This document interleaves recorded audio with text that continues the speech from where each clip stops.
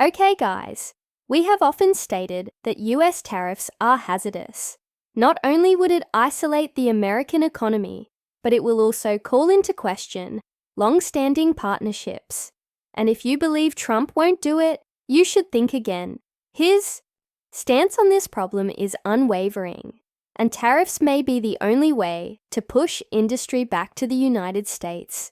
He has vowed to set up an external revenue service agency to collect tariff income, essentially hiring money collectors to get foreign corporations to pay their taxes. It is more probable that money will come from US importers, but it might also imply taxes on foreign corporations operating in the United States. Regardless, this policy agency is bad news for the planet. It implies everyone will face a tariff war. This would lead to rising inflation in the United States, which is terrible news for Americans.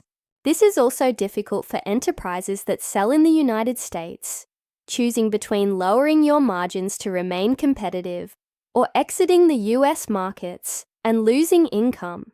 Over the previous 40 years, the effective tariff rate has never exceeded 5%.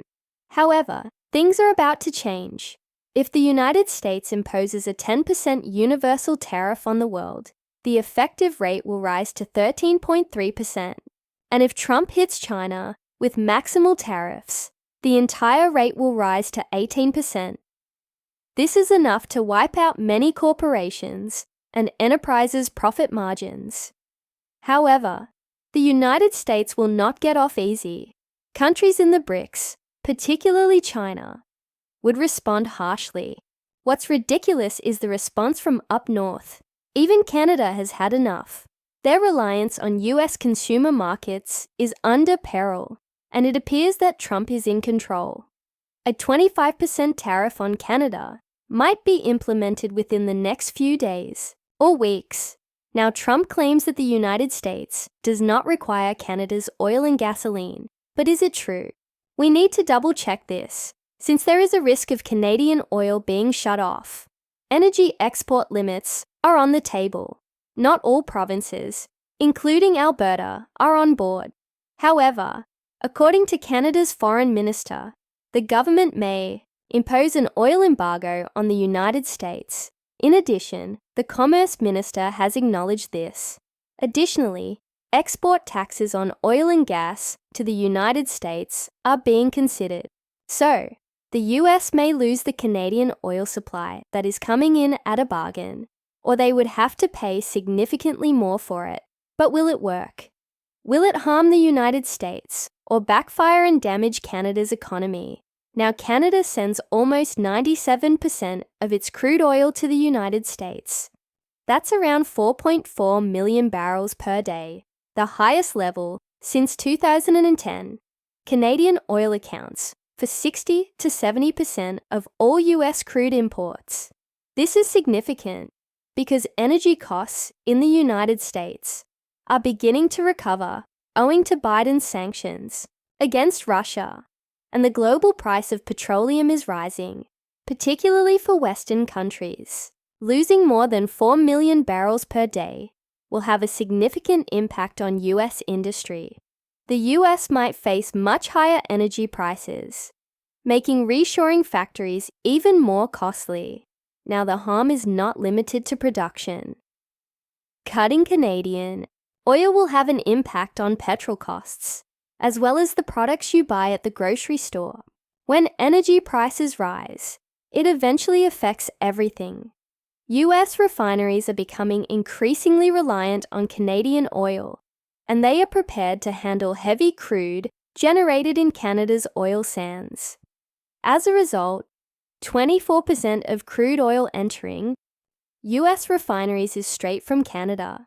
While Canada may lose a lot of money, it would boost US inflation at a key moment when it should be falling. Prices at the pump for gasoline and diesel would undoubtedly rise. If the United States intends to engage in an industrial war with China, energy costs and interest rates must fall rather than rise. In the worst-case scenario, inflation might skyrocket again. forcing the Federal Reserve to keep interest rates higher for longer, slowing US economic development. Trump hurting Canada would also impoverish Americans. It will sting since it is their largest trade partner in the globe, both in terms of imports and exports. The US imports over $480 billion in goods from Canada. A 25% tax would trade into. The US local US businesses may profit, but consumer costs will skyrocket. Canada has also pledged to respond, putting $440 billion of US exports to the Canadian market in danger. This may devastate US corporations and cause earnings to plummet, and that demonstrates how dangerous Trump's trade war is. There is a serious risk that it may send the whole US economy into recession. It would also affect Canada's global perspective. We may witness a Western movement toward BRICS and China, as we have seen in other G7 countries. If the United States decides to shut, the only option is to trade with countries who are attempting to globalize, which would be China. This takes us to the second item we must address: the EU's rescue mission to Mexico. They have already struck a trade agreement ahead of Trump's homecoming. It's a pretty odd arrangement. It will assist the EU in certain ways, but it will benefit Mexico more and demonstrates Europe's desperation. This was a significant victory for the Mexicans. Let's get into the specifics. Mexico would reduce tariffs of up to 100% on EU commodities such as cheese, chicken, pork, and pasta. That sounds fantastic. Europe can sell more food to Latin America if the US punishes them. But this is when things get weird and uneven. This is where Mexico triumphs, and Europe fails to consider the consequences. Of course, this agreement would benefit China as well. The agreement will allow Mexico to sell EVs to the EU common market without paying tariffs. But there is a catch. The cars would have to have at least 60% Mexican or EU-made components by value, which according to the EU will make it more difficult for China to utilize Mexico as its manufacturing base. It will be more difficult to produce EVs for the EU there. China will still face a 10% duty if they utilize Chinese batteries. Once again, the EU is anxious for China to establish EV and battery plants in Europe. But will this work? Will this deter Chinese EV businesses from operating in Mexico? First and foremost, China is not developing facilities in Mexico for European markets. They aren't even building plants to sell in the United States. Companies like BYD are expanding into Mexico to serve the Latin American market. Beijing has mostly abandoned direct sales to Western markets. The United States and Canada have a 100% tariff, which is quite severe. The EU follows with an import tax of up to 35%. Chinese automobile sales are already declining in that country, so that is also ruled out. China's government likewise opposes technology transfer to the West. Building a plant in the United States or the European Union would be exceedingly challenging, both financially and in terms of national security. Can the EU and Mexico avoid using Chinese factories to construct their EVs? The answer should be obvious. No.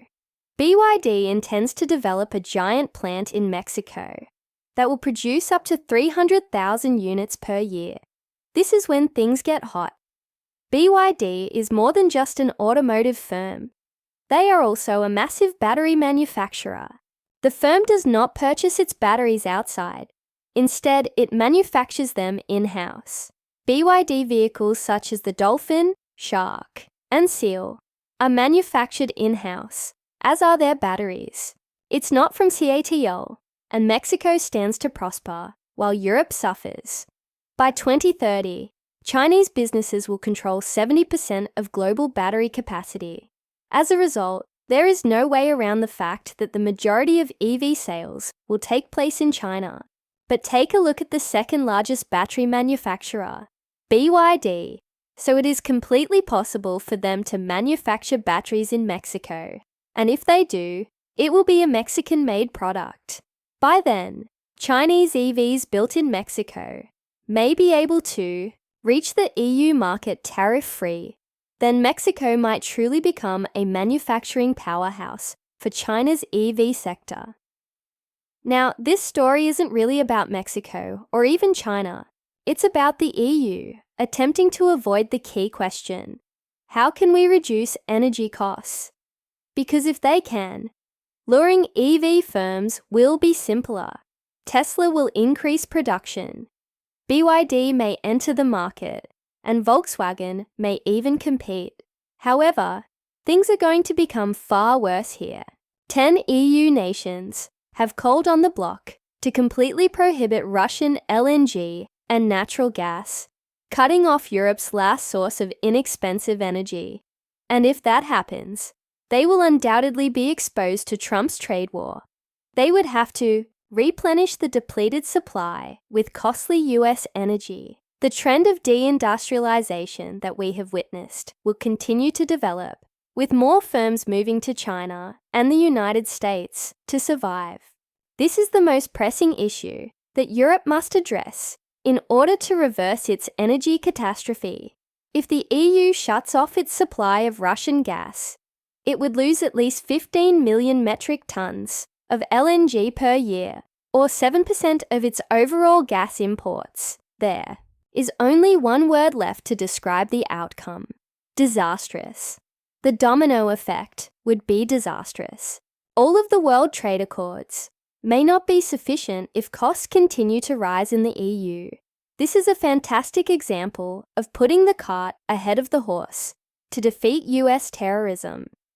The EU must address its own energy dependence dilemma. Now, I used to make proposals like restarting nuclear reactors, but I've given up since it won't happen.